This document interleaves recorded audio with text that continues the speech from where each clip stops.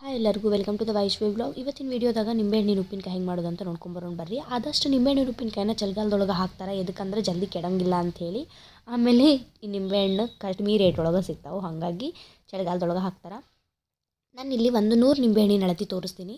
100 ನಿಂಬೆಹಣ್ಣಿಗೆ ನಾನಿಲ್ಲಿ 1.5 kg ಅಷ್ಟು ಉಪ್ಪು, ಅರ್ಧ kg ಅಷ್ಟು ಖಾರ, 50 ಗ್ರಾಮ್ನಷ್ಟು ಅರಿಶಿನ, ಒಂದು 50 ಗ್ರಾಮ್ನಷ್ಟು ಮೆಂತೆ, ಸ್ವಲ್ಪ ಇಂಗು, ಆಮೇಲೆ ಸಕ್ಕರೆನೂ ಈಗ ಆ್ಯಡ್ ಮಾಡ್ಕೋಬೋದು. ಬಟ್ ನಾನು ಯಾವಾಗ ಯೂಸ್ ಮಾಡೋಕ್ಕೆ ತಕ್ಕೊತೀನಲ್ಲ ಆವಾಗ ಪಾಕ ಮಾಡಿ ಹಾಕ್ಕೊತೀನಿ, ಅದನ್ನೂ ಒಂದು ವೀಡಿಯೋ ಮಾಡಿ ನಿಮಗೆ ಹಾಕ್ತೀನಿ. ಎಲ್ಲನೂ ಹಾಕಿ ನೀಟಾಗಿ ಕಲಸಿ, ನಾವು ಮಾರ್ನಿಂಗ್ ಕಲಸಿವಿ ಅಂತಂದ್ರೆ ಸಾಯಂಕಾಲವರೆಗೂ ಅದ ಪುಟ್ಟಿ ಒಳಗೆ ಬಿಡಬೇಕು, ಅದು ರಸ ಬಿಟ್ಕೊತೈತಿ ನಿಂಬೆಹಣ್ಣು.